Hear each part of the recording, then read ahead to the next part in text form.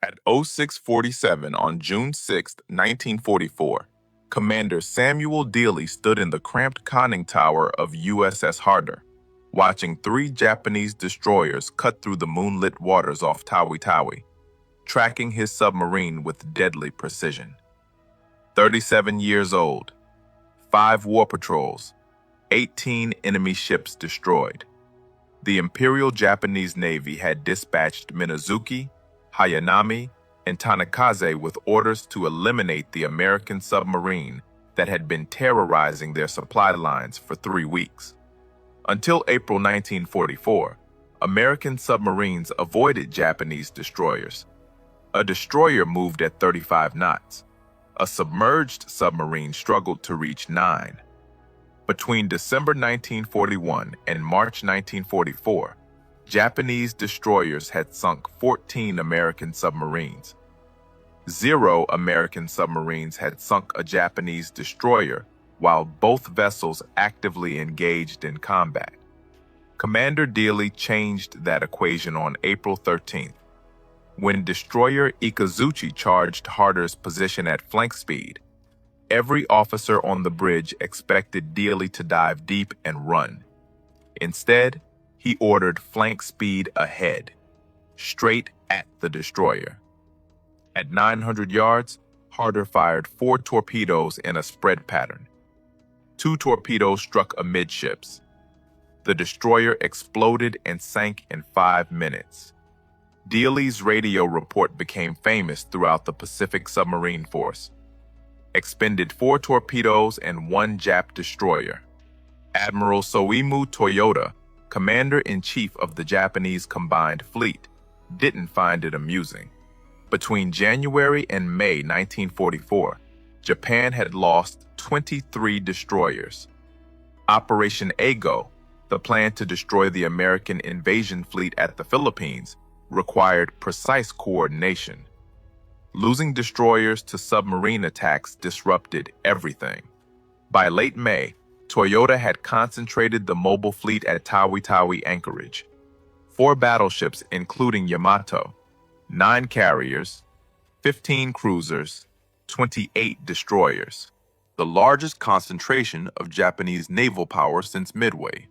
American codebreakers knew they were coming. Admiral Charles Lockwood sent Harder to patrol the waters around Tawi Tawi and attack targets of opportunity. For 9 days, Harder operated undetected. Then, on June 6th at 0300, a Japanese patrol plane spotted Harder's periscope wake 15 miles north of Tawi Tawi. 3 destroyers responded immediately. If you want to see how Dealey's aggressive tactics turned out against 3 destroyers hunting him simultaneously, please hit that like button. It helps us share more forgotten stories about the submarines that changed naval warfare. Please subscribe. Back to Dealey. Commander Dealey studied the lead destroyer through his periscope. Minazuki, 1,250 tons, 4 5-inch guns. She was closing fast, zigzagging to avoid torpedo attacks. Behind her, 2 more destroyers spread out in a search pattern, boxing Harder into a kill zone. Dealey swung Harder's bow directly at Minazuki. Range, 1,100 yards. Time to collision, 96 seconds. Every man in Harder's conning tower knew what down the throat meant. You fire torpedoes straight at an attacking destroyer's bow, then dive beneath her keel. If your torpedoes miss, the destroyer drops depth charges directly on your position. If you dive too late, the destroyer rams you. At 750 yards, Dealey fired 3 torpedoes. Take her down, 300 feet. Harder's bow dropped at a 30-degree angle. 40 seconds after firing, 2 explosions shook Harder so violently that light fixtures shattered. Then a 3rd explosion lifted Harder's stern 6 feet before slamming back down. Dealey climbed to periscope depth. Where Minazuki had been, he saw debris and an oil slick.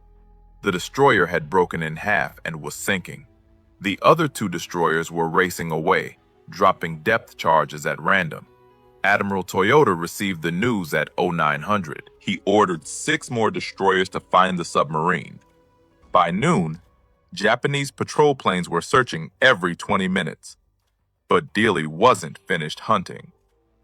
June 7th, 0230. Harder surfaced to recharge batteries. The night was pitch black. No moon, heavy cloud cover. Perfect conditions. At 0312, radar contact. Single ship, bearing 095, range 8,000 yards, closing fast. The contact was moving at 28 knots. Definitely a destroyer. Destroyer Hayanami, 1,700 tons, had been searching for American submarines since 0100.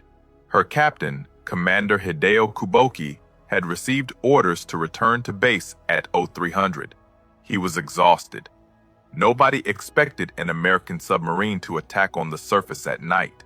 Dealey ordered flank speed. Harder's diesel engines pushed the submarine to 21 knots. He was closing the range deliberately. Get inside the destroyer's radar detection range before they spotted you. At 4,000 yards, Hayanami's radar operator picked up a surface contact. Small, moving fast. Probably another destroyer returning to base. At 3,000 yards, Kuboki realized his mistake. American submarine. He ordered flank speed and turned to ram. Too late. At 2,300 yards, Dealey fired 4 torpedoes. 2 struck Hayanami's starboard side near the aft magazine. The explosion tore the destroyer's stern completely off. The ship rolled 90 degrees, her propellers still spinning as she went under stern first. Kuboki and 147 sailors died. Dealey submerged immediately. Japanese patrol planes would arrive within minutes. 2 destroyers in 24 hours. The Imperial Japanese Navy was hunting him with everything they had. Admiral Toyota was furious. 2 destroyers lost in 2 days to the same submarine. He pulled 8 destroyers from convoy escort duty and organized them into hunter-killer groups. Their only mission? Find and destroy the American submarine operating near Tawi Tawi. Every destroyer captain received the same orders. Maximum aggression, no retreat, kill that submarine. On June 8th, Dealey took Harder south towards Sabutu Passage, the narrow strait between Tawi Tawi and Borneo. Japanese destroyers patrolled that passage constantly. Dealey wanted to see how many he could sink before they figured out his tactics. At 1400 hours, lookouts spotted 2 destroyers steaming in formation, Tanikaze and an unidentified escort. Both were moving at 25 knots, conducting a standard search pattern. Dealey studied their movements for 90 minutes. The destroyers were following a predictable zigzag pattern, changing course every 8 minutes. That gave him maybe 30 seconds to set up a shot after each turn. He positioned Harder directly in their path and waited. At 1630, Tanikaze turned toward Harder's position. Range, 3,000 yards. Dealey let her close. 2,500 yards. 2,000. 1,500. At 1,200 yards, he fired 4 torpedoes at 17-second intervals. The first torpedo missed. The second struck Tanikaze near the bridge. The third hit the forward magazine. The explosion was so massive that Harder's crew heard it clearly underwater, even with the hatches sealed. Tanikaze's bow section separated from the main hull. Both pieces sank within 3 minutes. The escort destroyer immediately turned and charged Harder's position, dropping depth charges as she came. Dealey took Harder deep. 400 feet.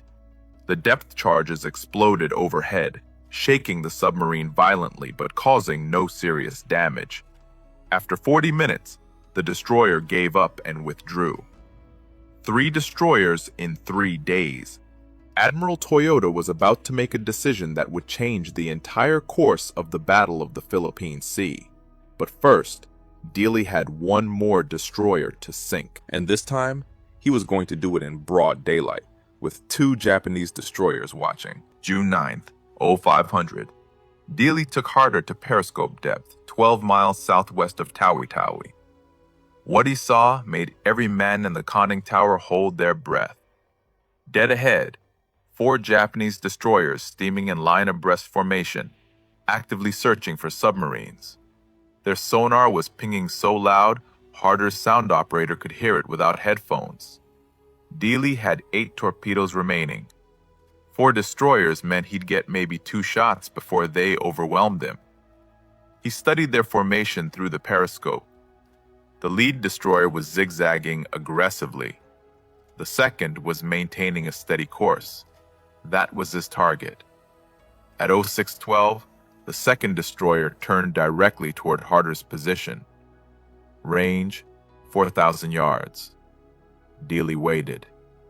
3,000. 2,500. At 1,800 yards, he fired 3 torpedoes. All 3 struck the destroyer's port side within 5 seconds of each other. The ship exploded so violently that debris flew 300 feet into the air. She rolled over and sank in 90 seconds. The other 3 destroyers immediately converged on Harder's position. Dealey took her deep, 500 feet. Depth charges began exploding overhead. 23 in the first 10 minutes. The lights went out. Emergency lighting kicked in. Hull plates groaned under the pressure. A pipe burst in the forward torpedo room, spraying seawater across the deck. Harder's crew worked in silence, repairing damage while depth charges continued to detonate around them. After 2 hours, the destroyers withdrew. Dealey climbed to periscope depth. The destroyers were gone. 4 enemy warships sunk in 4 days. But Dealey wasn't thinking about his success. He was thinking about his fuel. Harder had burned through 60% of her diesel reserves.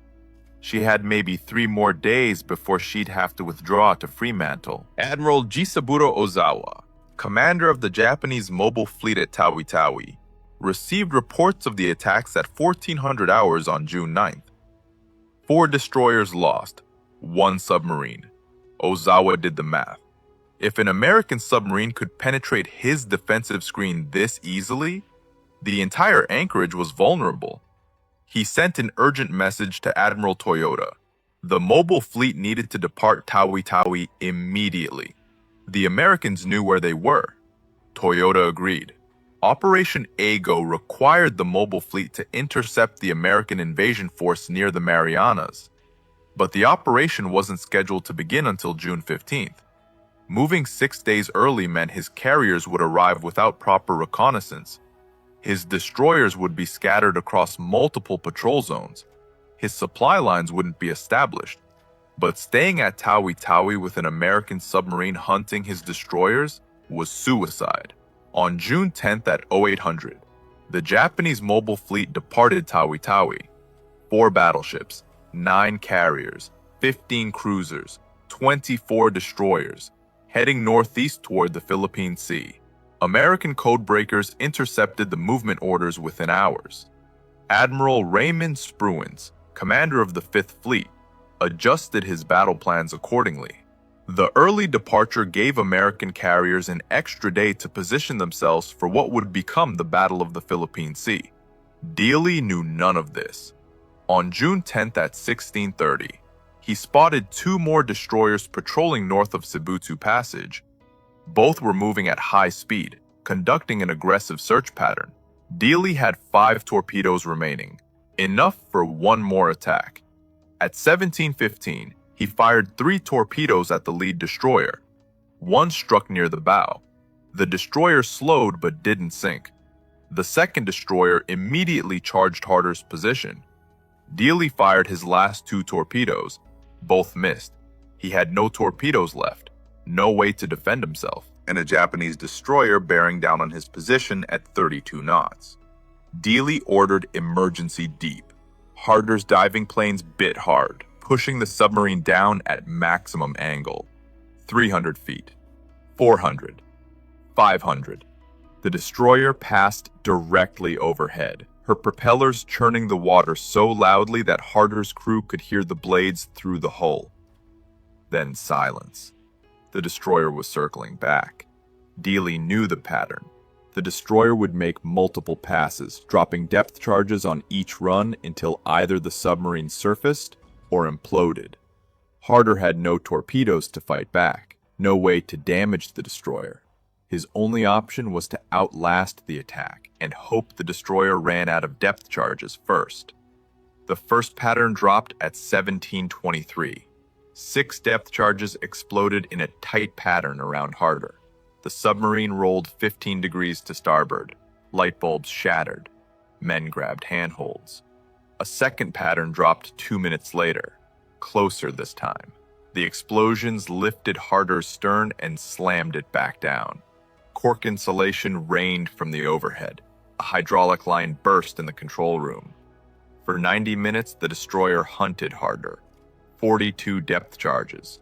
Most exploded too shallow or too far away, but 3 came close enough to crack gauge glass and spring minor leaks.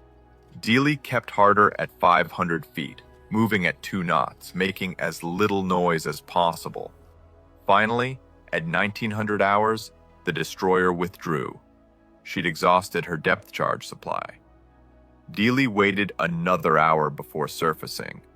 The ocean was empty. No destroyers. No patrol planes. Just darkness and the sound of diesel engines recharging batteries.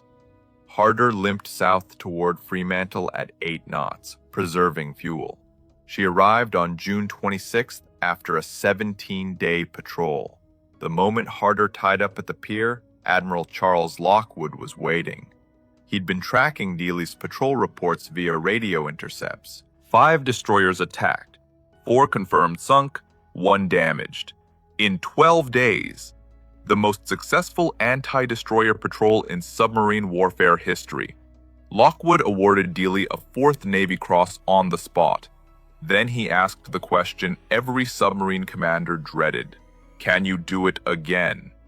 Dealey's answer was immediate. Give me torpedoes and I'll sink 10. Harder's crew spent July in Fremantle undergoing repairs and resupply. Dealey trained new crew members on down-the-throat attack tactics. By late July, every submarine commander in the Pacific had studied Harder's patrol reports. The tactic worked. Between June and August 1944, American submarines sank 14 Japanese destroyers using variations of Dealey's aggressive approach. On August 5th, Harder departed Fremantle for her 6th war patrol. She'd been assigned to operate as part of a 3-submarine wolf pack with USS Hado and USS Hake. Commander Dealey was in charge. Their mission? Patrol the waters west of Luzon and attack Japanese shipping heading to the Philippines. The patrol started well. On August 21st, the Wolfpack intercepted a 16-ship convoy off Palawan Bay. In a coordinated attack, they sank 4 cargo ships totaling 22,000 tons. On August 22nd, Harder and Hado attacked 3 coastal defense vessels off Bataan. All 3 sank. Harder was credited with destroying 2 frigates, Matsuwa and Hiburi. By August 23rd, Hado had expended all her torpedoes and withdrew from the patrol. That left Harder and Hake operating together off Dasol Bay on the western coast of Luzon. Japanese intelligence had tracked the Wolfpack's movements.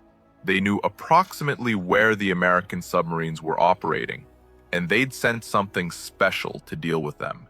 At 04:53 on August 24th, USS Hake submerged 4 miles off Hermana Mayer Island. Through her periscope, she could see Harder on the surface, 4,500 yards to the south.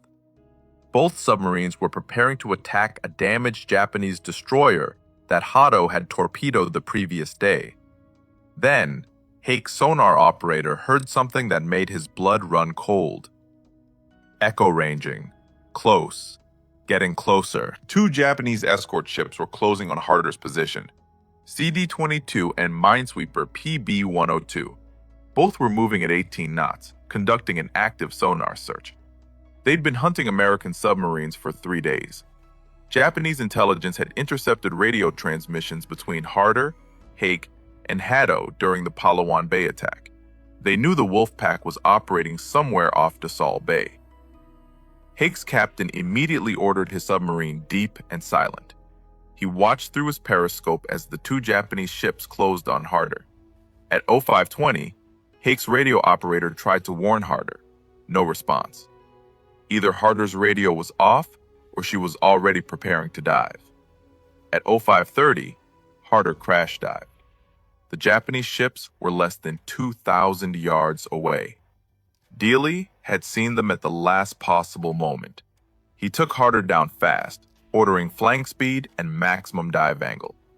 The submarine descended at 35 degrees, her diesel engine still running as she submerged, leaving a massive bubble trail on the surface that pinpointed her exact location. CD-22 sonar operator had a perfect contact. Range, 1,200 yards. Depth, approximately 200 feet. Still diving. The escort ship's captain ordered an immediate depth charge attack. At 0547, CD-22 made her first pass over Harder's position and dropped the full pattern of depth charges set to detonate at 250 feet. The explosions bracketed Harder perfectly. At least 3 detonated within 50 feet of her hull. The submarine's pressure hull cracked near the after torpedo room. Seawater flooded in at tremendous pressure. Harder's stern flooded completely within 90 seconds. The submarine's bow rose sharply as the stern dragged her down. Dealey ordered all ballast blown. Emergency surface. The compressed air system fought against the flooding, but there was too much water in the stern compartments. Harder couldn't reach the surface. At 0552, CD-22 made a second depth charge run. This pattern hit even closer. The explosions ruptured Harder's main pressure hull in multiple locations. The control room flooded. All electrical power failed. Emergency lighting went dark. At 600 feet, well below her maximum operating depth, Harder's hull began to implode. Bulkheads collapsed under pressure. Compartments crushed like tin cans. The submarine was gone in less than 3 minutes from the first depth charge impact. At 0600, CD-22 and PB-102 reported a successful kill. Large quantities of oil, wood debris, and cork floated to the surface. The Japanese ships circled the area for 2 hours, dropping additional depth charges to ensure the submarine was destroyed. They recovered no survivors. All 79 men aboard Harder died. Commander Samuel Dealey, radioman Calvin Bull, who'd earned a Bronze Star for the destroyer kills in June. Every officer and sailor who'd helped make Harder the most feared submarine in the Pacific. USS Hake remained submerged until nightfall. Her captain filed a contact report describing Harder's loss. The message reached Admiral Lockwood at 0800 on August 25th. Lockwood immediately suspended all submarine operations in the Dasol Bay area and ordered every boat to withdraw to safer waters. The news reached the United States in early September. The Navy Department announced that USS Harder was presumed lost with all hands. No additional details were provided. Submarine operations were classified. The American public wouldn't learn the full story of Harder's 5th patrol until after the war ended. But the Japanese knew. Admiral Toyota received the report on August 26th. The submarine that had terrorized his destroyer fleet for 3 months was finally gone. He ordered a commendation for CD-22's crew. What Toyota didn't know was how much damage Dealey had already done, and how his 4 days in June had changed everything. The Battle of the Philippine Sea began on June 19, 1944. 9 days after Harder sank her 4th destroyer off Tawi Tawi, Admiral Ozawa's mobile fleet engaged Admiral Spruance's 5th fleet in what would become the largest carrier battle in history. 15 American carriers faced 9 Japanese carriers. 900 American aircraft against 430 Japanese aircraft. The battle lasted 2 days. American pilots shot down 376 Japanese aircraft, while losing only 30 of their own. American pilots called it the Great Marianas Turkey Shoot. 3 Japanese carriers sank: Taiho, Shokaku, Hio. 2 battleships damaged, 1 cruiser sunk. The Imperial Japanese Navy lost 75% of its carrier air groups and would never recover. But the battle might have gone differently if Admiral Ozawa had arrived on schedule. His original plan called for the mobile fleet to depart Tawi Tawi on June 15th. That would have given his reconnaissance planes 4 days to locate the American fleet before the battle began. His carriers would have been fully supplied, his destroyer screens properly organized, his battle plan coordinated with land-based aircraft from the Philippines. Instead, Harder forced him to leave 6 days early. Ozawa arrived in the Philippine Sea on June 14th with his fleet scattered across 200 miles of ocean. His reconnaissance aircraft had burned through their fuel reserves during the early departure and couldn't conduct proper searches. His destroyers were still regrouping from anti-submarine patrols around Tawi Tawi, and his supply ships were 3 days behind schedule. When American carrier aircraft found Ozawa's fleet on June 19th, his carriers were still launching aircraft. His combat air patrol was undermanned. His fleet formation was disorganized. The Great Marianas Turkey Shoot happened because Ozawa wasn't ready. And Ozawa wasn't ready because Dealey had sunk 4 destroyers in 4 days and convinced the Japanese that Tawi Tawi was too dangerous. Admiral Lockwood understood this immediately. In his post-war memoir, he wrote that Harder's 5th Patrol was the most strategically important submarine operation of the Pacific War. 4 destroyers sunk meant 4 fewer escorts protecting Japanese carriers. But forcing the mobile fleet to depart early meant the entire Japanese battle plan collapsed before the first shot was fired. Between December 1941 and August 1944, American submarines sank 1,314 enemy ships, totaling 5.3 million tons. Japanese merchant vessels, cargo ships, tankers, troop transports, but only 29 warships. Most submarine captains avoided warships. Too dangerous, too well armed, too fast. Dealey proved that submarines could hunt warships successfully. His down-the-throat tactic worked because it violated every assumption Japanese destroyer captains made about submarine behavior. Submarines weren't supposed to charge destroyers. They were supposed to run. When Harder charged, Japanese captains hesitated. That hesitation cost them 12 seconds. 12 seconds was enough time for torpedoes to close the range and strike. By war's end, American submarines using Dealey's tactics had sunk 214 Japanese warships, 4 aircraft carriers, 1 battleship, 9 cruisers, 38 destroyers. The rest were submarines, escorts, and patrol craft. Japan started the war with 63 destroyers. They built 49 more during the war. American submarines sank 38. Harder accounted for 4 of them in 4 days. On March 27, 1946, President Harry Truman presented Commander Samuel Dealey's Medal of Honor to his widow, Edwina Dealey, in a ceremony on the White House lawn. The citation read in part, "This remarkable record of 5 vital Japanese destroyers sunk in 5 short-range torpedo attacks attests the valiant fighting spirit of Commander Dealey and his indomitable command."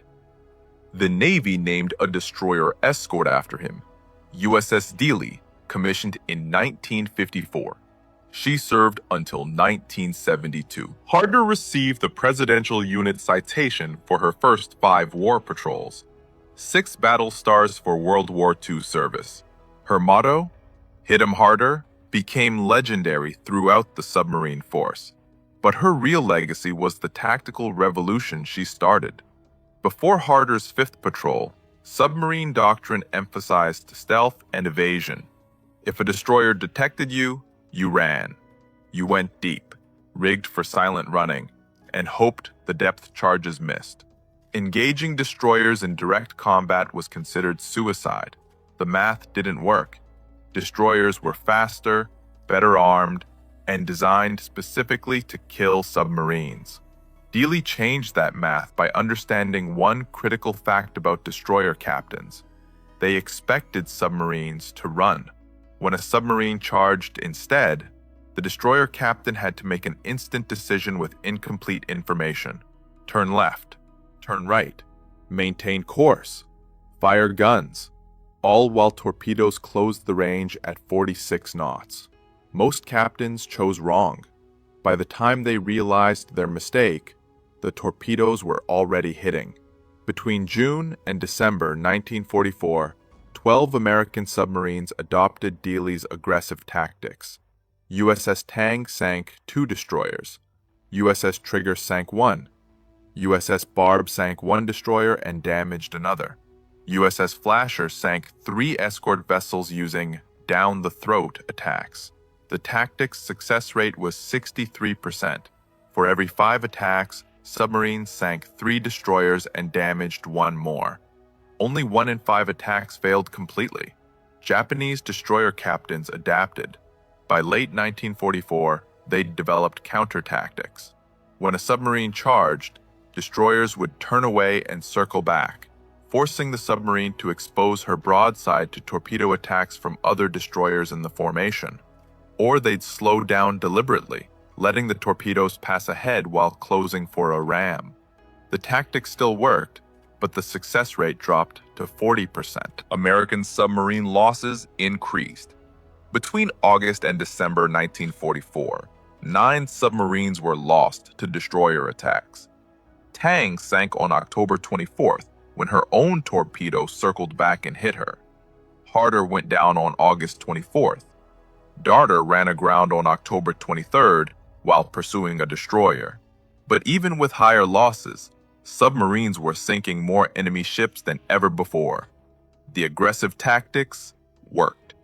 Admiral Lockwood faced a difficult choice: recall all submarines and return to defensive tactics, or accept higher losses in exchange for destroying Japan's convoy system completely.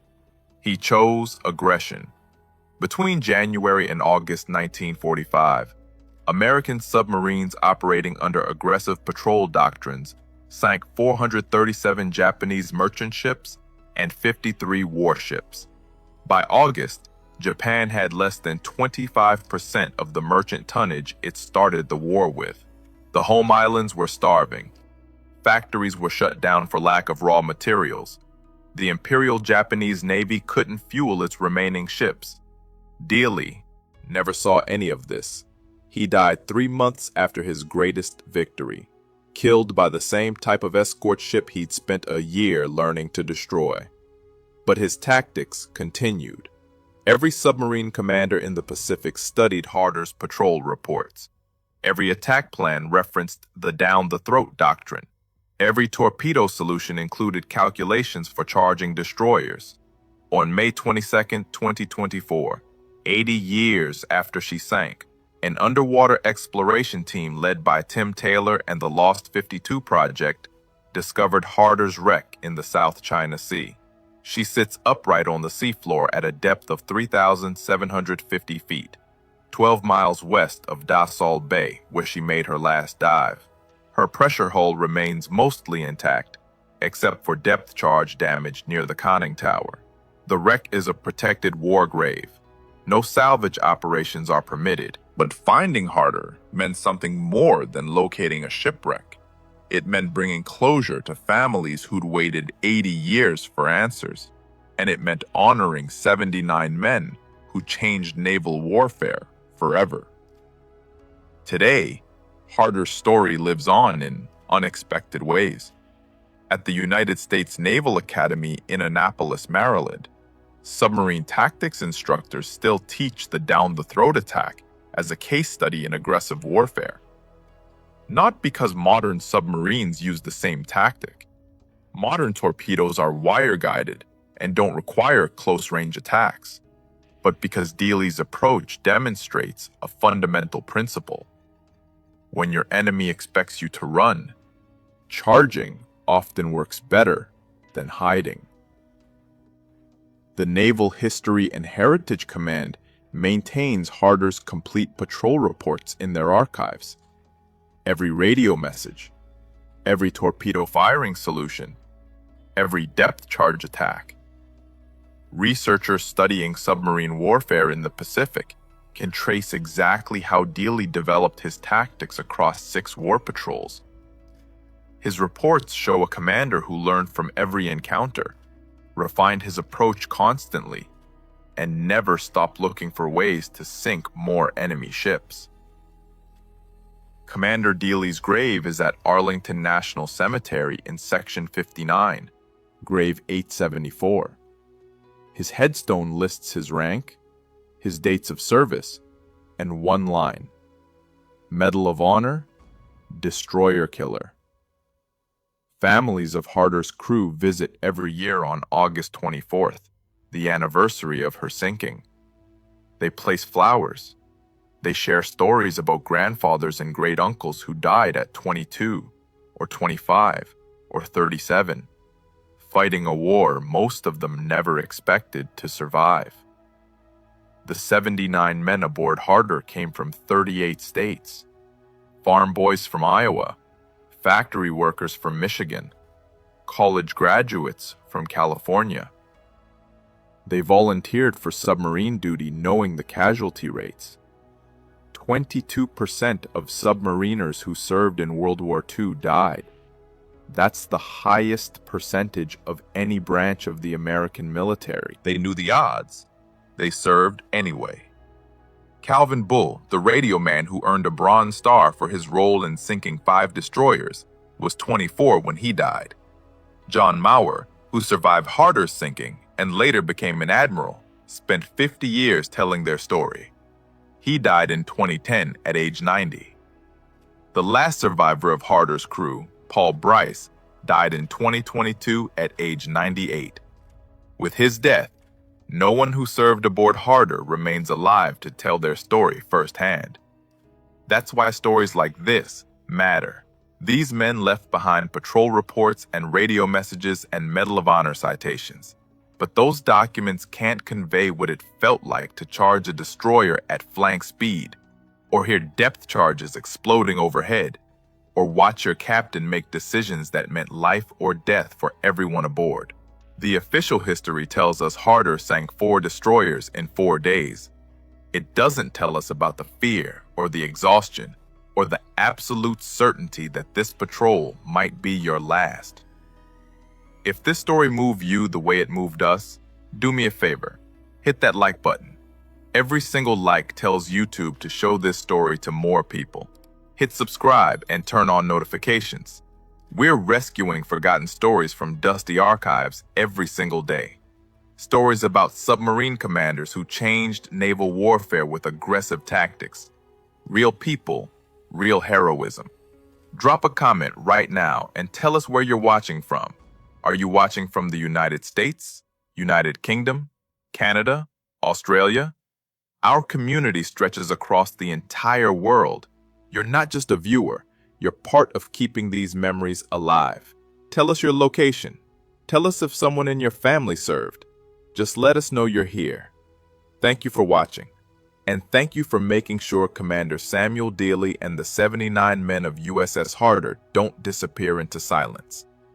These men deserve to be remembered, and you're helping make that happen.